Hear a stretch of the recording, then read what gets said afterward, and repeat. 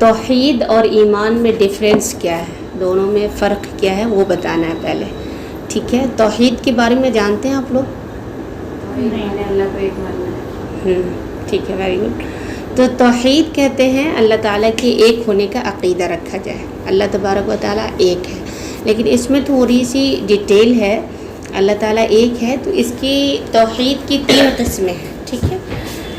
توحید کی 3 قسمیں ہیں۔ ابھی اس کے بارے میں پوری ڈیٹیل، پوری بحث الگ اس کا ایک ٹاپک ہے، اس وقت میں بتاؤں گی، لیکن یہاں پہ میں تھوڑی سی بتا دیتی ہوں آپ لوگ کو کہ توحید کی 3 قسمیں ہیں، ٹھیک ہے؟ ایک کہتے ہیں توحید ربوبیت، دوسرا ہے توحید الوہیت، تیسرا ہے توحید اسماء و صفات۔ توحید ربوبیت کہتے ہیں اللہ کو اکیلا رب مانا جائے، ٹھیک ہے؟ اکیلا رب مانا جائے۔ رب مانا جائے کا مطلب یہ ہے کہ اللہ تبارک و تعالیٰ اکیلا خالق ہے، خالق مطلب پیدا کرنے والا۔ اللہ تبارک و تعالیٰ اکیلا رازق ہے، مطلب رزق دینے والا۔ اللہ تبارک و تعالیٰ اکیلا پوری کائنات، پورے ورلڈ کا مالک ہے، لارڈ ہے، ٹھیک ہے؟ اور اللہ تبارک و تعالیٰ پوری کائنات کے نظام کو چلانے والا ہے اللہ تبارک و تعالیٰ۔ تو ان تمام میں وہ اکیلا ہے، اس کے ساتھ کوئی اور نہیں ہے۔ اب ہم دیکھتے ہیں کہ دن آتا ہے، رات جاتی ہے، تو دن اور رات کا آنا جانا ترتیب کے ساتھ ہے، ٹھیک ہے؟ پورا نظم اور نسق کے ساتھ ہے۔ کبھی ایسا نہیں ہوا کہ 2-3 دن تک صرف دن ہی آیا ہو، کبھی ایسا نہیں ہوا کہ 2-3 دن تک صرف سورج نکلا ہو اور چاند نہیں آیا ہو، ٹھیک ہے؟ تو یہاں پر اس چیز پر دھیان دینا ہے کہ اللہ تبارک و تعالیٰ کا جو نظام ہے یہ پوری ترتیب کے ساتھ چل رہا ہے، اس میں کوئی خرابی نہیں ہے، اور وہ اکیلا اللہ تبارک و تعالیٰ چلا رہا ہے، سمجھ رہے ہو؟ یعنی دنیا میں کوئی چیز، کوئی نظام چلاتا ہے، کچھ بھی چھوٹی سی کوئی آرگنائزیشن ہوتی ہے، کوئی ادارہ ہوتا ہے، کوئی تنظیم ہوتی ہے، تو اس میں کمی بیشی ہوتی رہتی ہے، لیکن اللہ پورے ورلڈ کو، پورے دنیا کو چلا رہا ہے، پوری کائنات کو۔ ایک دنیا نہیں ہے، کئی دنیا ہے کہ نہیں؟ آسمان میں 7 آسمان ہیں، 7 زمین ہے، تو سب کو اللہ تبارک و تعالیٰ چلا رہا ہے، لیکن اس میں کوئی کمی نہیں ہے، اور ان تمام کو اللہ تبارک و تعالیٰ اکیلا چلا رہا ہے۔ تو اس چیز کو کہتے ہیں توحید ربوبیت۔ اللہ تعالیٰ اکیلا خالق ہے، کوئی مکھی کا پر بھی پیدا نہیں کر سکتا ہے، یا مکھی بھی نہیں بنا سکتا ہے، سمجھ رہے ہیں؟ مطلب چھوٹی سی چھوٹی حقیر چیز، اور اللہ تعالیٰ وہ ذات ہے جس کو کوئی چیز پیدا کرنے کے لیے، بنانے کے لیے کسی چیز کی ضرورت نہیں پڑتی۔ جیسے دنیا میں ہم بھی بناتے ہیں، انسان بھی چیزیں بناتے ہیں، لیکن انسان کو چیز بنانے کے لیے کسی چیز کی ضرورت پڑتی ہے، لیکن اللہ تبارک و تعالیٰ اگر بناتا ہے کچھ تو اس کو کسی چیز کی ضرورت نہیں پڑتی ہے۔ تو یہ ڈفرینس ہے دونوں میں، سمجھ رہے ہیں؟ تو اس میں اللہ تبارک و تعالیٰ اکیلا ہے، ٹھیک ہے؟ اللہ کے نظام میں کوئی کمی نہیں ہے، اس کو مزید سمجھیں گے انشاءاللہ تعالیٰ۔ اس کے بعد کہتے ہیں توحید کی دوسری قسم کیا ہے؟ توحید الوہیت ہے۔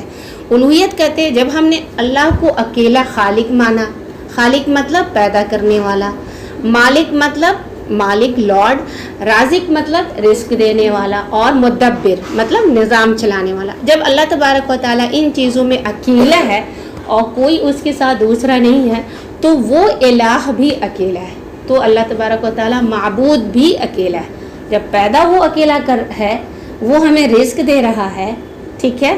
ہمارے پورے دنیا کے نظام کو وہ چلا رہا ہے، تو اللہ تبارک و تعالیٰ جو ہے اکیلا معبود ہے، یعنی وہی لائق ہے کہ عبادت کی ہر قسم اس کے لیے کی جائے۔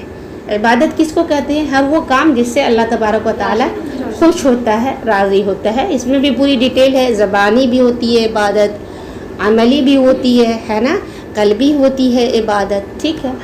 اور تو اللہ تعالیٰ اکیلا رب ہے، اکیلا معبود ہے، اور اسماء و صفات میں بھی وہ اکیلا ہے۔ یعنی اللہ نے اپنے لیے جو اسماء و صفات ثابت کیے ہیں کہ اللہ تعالیٰ سننے والا ہے، اللہ تبارک و تعالیٰ دیکھنے والا ہے، اللہ تعالیٰ کے اندر دیکھنے کی صلاحیت ہے یا سننے کی صلاحیت، تو اللہ کے اندر جیسے سننے کی صلاحیت ہے، یہ اللہ تبارک و تعالیٰ کے اندر جیسے دیکھنے کی صلاحیت ہے، ویسے دیکھنے کی صلاحیت، ویسے سننے کی صلاحیت کسی کے اندر نہیں ہے۔ سمجھ میں آ رہی بات؟ اور تو اسماء و صفات میں وہ اکیلا ہے، اس کو کہتے ہیں توحید۔ توحید کا مطلب ہوتا ہے اکیلا ہونا۔ توحید اسماء و صفات مطلب اسماء اور صفات، صفات مطلب ایڈجیکٹو صفات، اور اسما مطلب ناؤنس اللہ کے جو نام ہیں، تو اللہ نام میں اور صفات میں اللہ تبارک و تعالیٰ کیا ہے؟ اکیلا ہے. اس کو کہتے ہیں توحید اسماء و صفات. نبی صلی اللہ علیہ وسلم نے اللہ تعالیٰ کی جو صفات بتائی ہیں اس میں اللہ تبارک و تعالیٰ کیا ہے؟ اکیلا ہے. ٹھیک ہے، تو اس کو کہتے ہیں توحید اسماء و صفات. ٹھیک ہے، تو یہ ہے توحید. تو توحید کا مطلب کیا ہے؟ بیسیکلی اللہ تبارک و تعالیٰ کو اس کی تینوں قسموں میں، کون ہے وہ قسمیں؟ توحید ربوبیت، توحید الوہیت اور توحید اسماء و صفات. تو ان میں اللہ کو اکیلا مانا جائے. اب اللہ تبارک و تعالیٰ کو ہم نے اکیلا مان لیا. ٹھیک ہے، اب ہے ایمان. ایمان کس کو کہتے ہیں؟ تصدیق کرنا، ایکسیپٹ کرنا. ٹھیک ہے، توحید کا معنی کلیئر ہو گیا. توحید کا مطلب اللہ کو ایک مانا جائے. پیدا کرنے میں اللہ اکیلا ہے، معبود ہونے میں اللہ اکیلا ہے. ٹھیک ہے، پوری کائنات ورلڈ کا نظام چلانے میں اللہ اکیلا ہے. دیکھیے زلزلہ آتا ہے نا، تو زلزلہ کا آنا بھی اللہ کے نظام کے تحت ہے. زلزلہ کا آنا کوئی خرابی نہیں ہے، سمجھ رہے ہیں؟ زلزلہ کا آنا بھی لکھا ہوا ہے. یہ نہیں ہے کہ جیسے ہماری یہ بلڈنگ ہے اور اس میں کچھ خرابی ہو جاتی ہے، یہ ٹیوب لائٹ لگا ہوا ہے، لائٹ چلی گئی تو یہ خرابی ہے، سمجھ رہے ہیں؟ خراب ہو گئی. لیکن اللہ نے جو زلزلہ مطلب آتا ہے تو وہ بھی اللہ تعالیٰ کی طرف سے آتا ہے، کبھی ہمیں جگانے کے لیے. ٹھیک ہے، ہمارے اندر کمی ہو جاتی ہے تو ہمیں متنبہ کرنے کے لیے. تو زلزلہ کا آنا یا اس طرح کا جو بظاہر ہمیں لگتا ہے کہ خرابی ہے، لیکن وہ خرابی نہیں ہے، وہ اللہ کے نظام میں سے ہے. ٹھیک ہے، سیلاب آتا ہے اور سونامی آتا ہے اور گھروں کو بہا کے لے جاتا ہے، وہ بھی ہمیں نصیحت کے لیے ہوتا ہے اور وہ بھی اللہ کے نظام میں سے ہے. تو اس کو سمجھنے کی ضرورت ہے.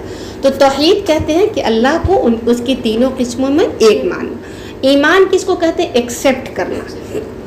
ٹھیک ہے، یہ لغوی معنی ہے، ڈکشنری کے حساب سے ہے کہ ایکسیپٹ کرنا، ماننا. اور اس کا اصطلاحی معنی کیا ہوتا ہے؟ یعنی شریعت میں ایمان کس کو کہتے ہیں؟ کہ اللہ کے قانون شریعت کو زبان سے اقرار کرنا اور دل سے ماننا. زبان سے، دل سے اور آرگنز، اعضاء و جوارح سے اس پہ عمل کرنا. زبان سے اقرار کرنا اور دل سے ماننا اور اعضاء سے، آرگن سے اس کے مطابق عمل کرنا. ٹھیک ہے، اس کے حساب سے عمل کرنا. ٹھیک ہے، جیسے قرآن کریم ہے تو اللہ کی لاسٹ کتاب ہے جو ہماری ہدایت کے لیے ہے. تو قرآن کریم پہ ہم کو عمل بھی کرنا ہے. ٹھیک ہے، دل سے بھی ماننا ہے کہ ہمارے نبی صلی اللہ علیہ وسلم پہ نازل ہوئی ہے، ہمارے لیے ہدایت کا ذریعہ ہے، آخری ہے. زبان سے بھی اقرار کرنا ہے. آپ دل سے مان رہے ہو اور زبان سے کہہ رہے ہیں کہ نہیں، مذاق کے لیے کہہ رہے ہیں یا کسی کے لیے کہہ رہے ہیں، تو یہ کفر ہوگا. سمجھ رہے ہیں؟ انکار کرنا. کفر کا معنی کیا ہوتا ہے؟ کفر کا معنی ہوتا ہے انکار کرنا. توحید ہو گیا اللہ کو ایکسیپٹ کرنا اور ایمان ہو گیا اس کی احکام پہ عمل کرنا. یہ ہے توحید اور ایمان. سمجھ رہے ہیں؟ اس میں ڈیفرنس سمجھ میں آ گیا. اس میں کہہ رہے اہل سنت والجماعت کے نزدیک ایمان یہ ہے کہ توحید و رسالت کا دل سے اقرار، زبان سے اظہار اور اعضاء سے عمل ہو. ٹھیک ہے، اور اللہ کی شریعت کا، شریعت کیا ہے؟ جو بھی جن چیزوں کا اللہ نے حکم دیا ہے، جو اللہ کے احکام ہیں، مسائل ہیں، وہی شریعت ہے نا. نماز، روزہ، زکوٰۃ، سچ بولنا، جھوٹ نہیں بولنا، یہی شریعت ہے. ٹھیک ہے، کہہ رہے تین باتیں ضروری ہیں: دل سے اقرار کرنا، دل سے ماننا، زبان سے بولنا اور اعضاء سے عمل کرنا. ٹھیک ہے، اعضاء کس کو کہتے ہیں؟ آرگنز کو.